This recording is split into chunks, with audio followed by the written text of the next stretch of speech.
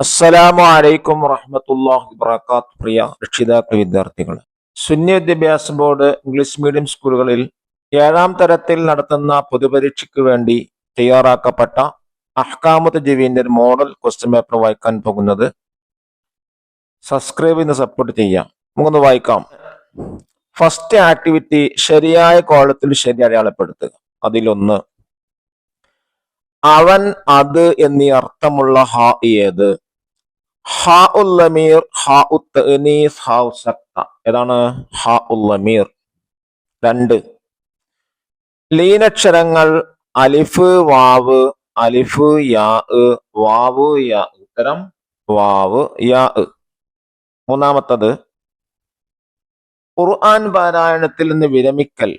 ഖത്അ, വഖഫ്, സക്ത്. ഉത്തരം ഖത്അ. 4, എഴുതാനും വായിക്കാനും വളരെ എളുപ്പമുള്ളതാണ്. ഖത്തു റുക്അ, ഖത്തുൽ ഫാരിസി, ഖത്തുൻ നസ്ഖ്. ഉത്തരം ഖത്തുൻ നസ്ഖ്. 5, സാക്കിനായ നൂനിന്റെയും തൻവീന് നിയമങ്ങൾ. 4, 6, 5. ഉത്തരം 5. ആറാമത്തത്, ഹ ഉ തഅനീസ് കണ്ടുപിടിക്കാനാണ്. അസ്സബാനിയ, മാലിയ, അദാബഹു, അഹദ്. ഇവിടെ ഏതാണ്? അസ്സബാനിയ എന്നുള്ളതാണ് ഹ ഉ തഅനീസ്. പദത്തെ മുഅന്നസ് ആക്കാനുള്ള ഹ. ഹ ഉ തഅനീസിന് 2 പുള്ളി ഉണ്ടാവുക.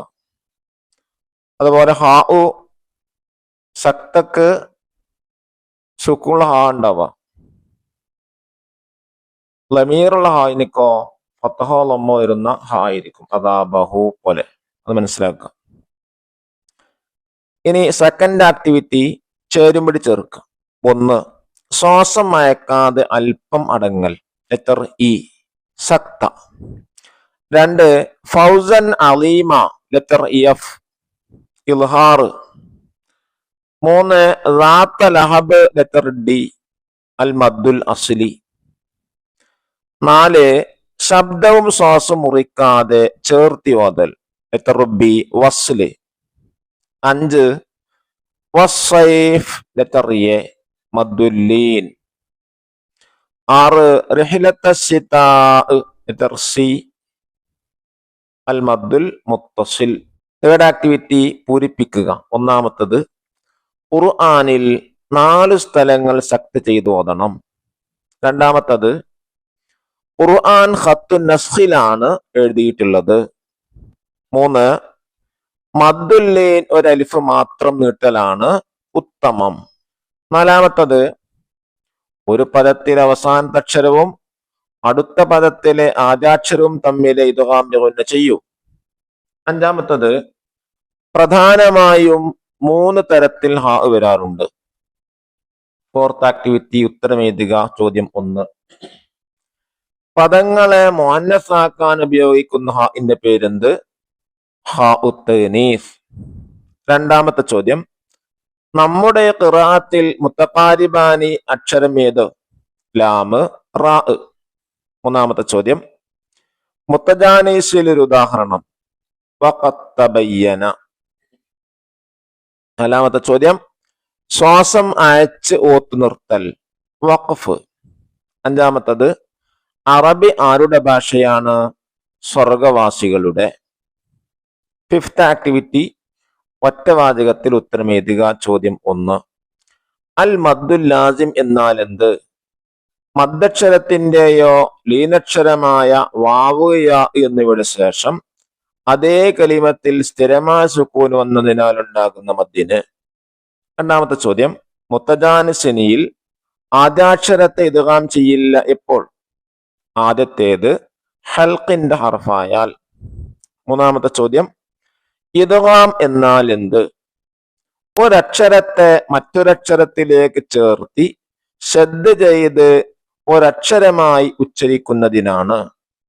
ചോദ്യം 4, സക്തും ഖത്അം തമ്മിൽ വ്യത്യാസം എന്ത്? ശ്വാസം മയക്കാതെ അല്പം അടങ്ങുന്ന സക്ത് എന്നും ഓത്തിൽ നിന്ന് വിരമിക്കുന്നതിനെ ഖത്അ എന്നും പറയുന്നു. ചോദ്യം 5, ഹ ഉ തഅനീസ് ഹ ആയി ഉച്ചരിക്കണം എപ്പോൾ? വഖഫ് ചെയ്യുമ്പോൾ സിക്ത് ആക്ടിവിറ്റി 5 വരിയിൽ കുറയാതെ കുറിപ്പ് ചെയ്യുക. അറബി ലിപി, അതിനെ കുറിച്ചാണ് എഴുതേണ്ടത്.